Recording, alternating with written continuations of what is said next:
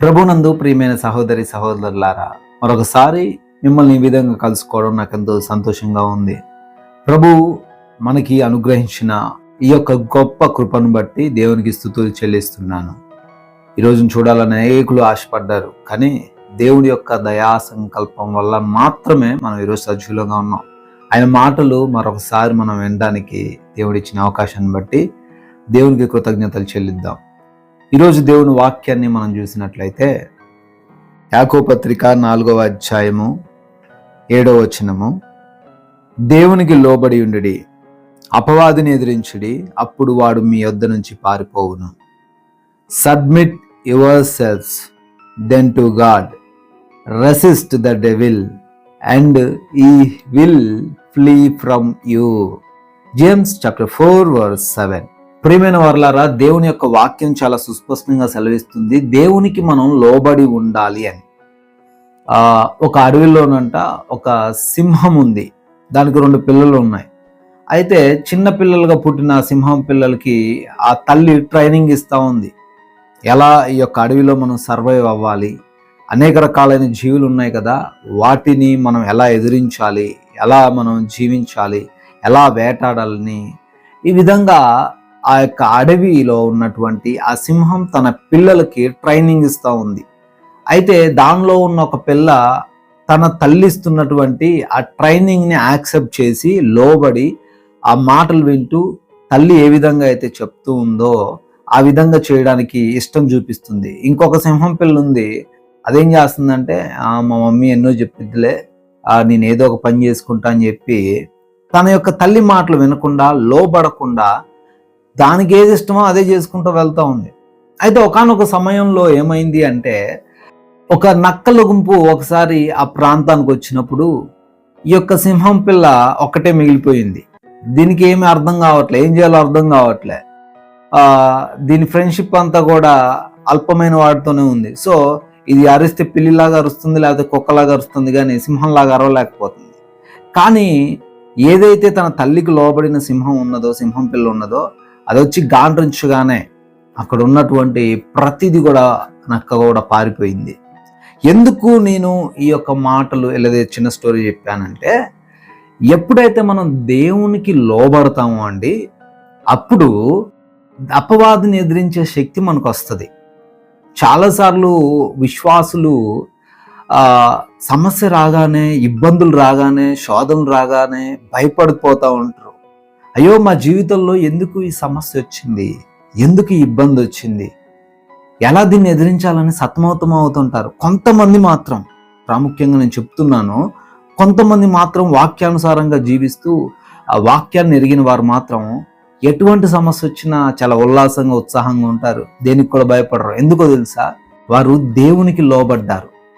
దేవునికి లోబడి అపవాదిని ఎదిరించారు కనుక వారికి ఏ పెద్ద భయం ఉండదు. ఏ సమస్య వచ్చినా they can face it because of God's power. దేవుని యొక్క శక్తి వలన వారు ఏ సమస్య వచ్చినా దాన్ని ఎదిరించగలిగిన శక్తి వారిలో ఉన్నదండి. ఈ రోజున కొంతమంది విశ్వాసులు ఎలా ఉన్నారంటే, దేవునికి లోబడకుండా అపవాదికి లోబడుతున్నారు, దేవుణ్ణి ఎదిరిస్తున్నారు. ఎలా అండి ఇది సాధ్యం అంటే, ఈ లోక సంబంధమైన కార్యాలలో వాళ్ళు ప్రాక్టీసెస్ చేస్తూ వాటిలో పాలు పొందుకుంటూ చెడుని ఆకర్షిస్తూ చెడు వైపుకు వెళ్తూ అపవాదికి లోబడుతున్నారు, కానీ పాపానికి లోబడుతున్నారు, కానీ దేవునికి లోబడట్లే. అందుకే వాళ్ళలోంచి సమస్యలు వెళ్ళిపోవట్లే, అందుకే వాళ్ళలో నుంచి ఇబ్బందులు వెళ్ళిపోవట్లే.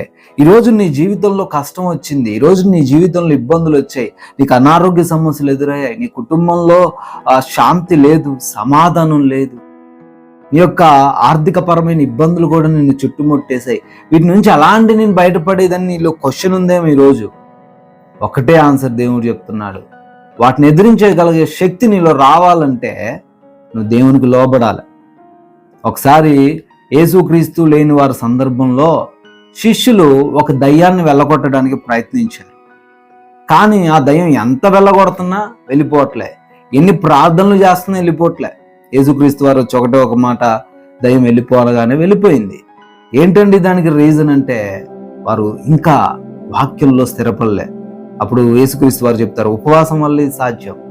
ఉపవాసం ఉండండి, ప్రార్థన చేయండి, దేవునికి లోబడండి. దేవునికి లోబడ్డప్పుడు నీకు ఎదురుగా ఉన్న ఎటువంటి శక్తి అయినా, చాలా మంది ఆ శక్తులు వచ్చాయండి, ఈ శక్తులు వచ్చాయి, వాళ్ళేదో చేశారు, మమ్మల్ని వీళ్ళేదో ఇబ్బంది పెడుతున్నారు అని అంటూ ఉంటారు. ఏ శక్తి అయినా నువ్వు దేవునికి సబ్మిట్ చేసుకోగలిగితే అపవాదిని ఎదిరించగలుగుతావు.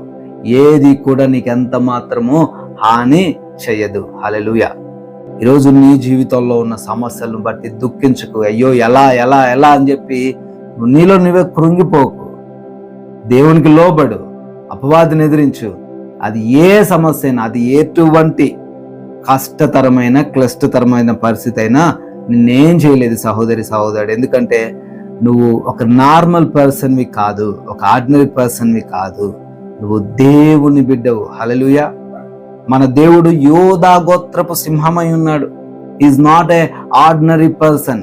ఆయన ఎలా ఆర్డినరీ పర్సన్ కాదో మనము కూడా ఆ విధంగానే ఆర్డినరీ పర్సన్స్ కాదు. కనుక దేవునికి లోబడండి, అపవాదిని ఎదిరించండి.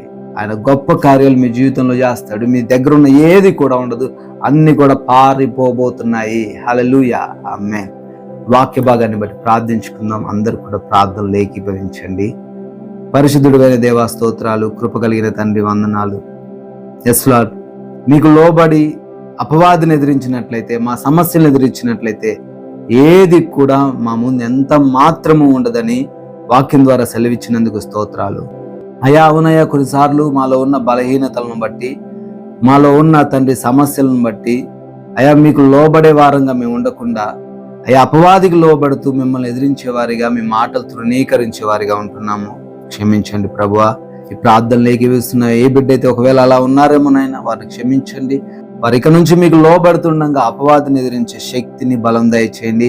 వారిలో ఉన్న అనారోగ్యం, వారిలో ఉన్న బలహీనతలు, వారిలో ఉన్న ఆర్థిక ఇబ్బందులు, వారి కుటుంబంలో ఉన్న సమస్యలు అన్నిటిని ఎదిరించగలిగిన బలమును వారికి దయచేయమని, బిడ్డలకు మీరే తోడై ఉండమని, ప్రతి బిడ్డకు ఈ రోజంతను మీ సహాయం అనుగ్రహించమని, అయా మా ప్రయాణాలను దీవించండి, మా పనులను ఆశీర్వదించండి, అయా మా కుటుంబానికి మీరు తోడై ఉండమని యేసుక్రీస్తు వారి జీవం కలిగిన నామంలో ఈ ప్రార్థనను అడిగి వేడుకుంటున్నాం తండ్రి. Amen. Amen. May God bless you all. May God bless our India.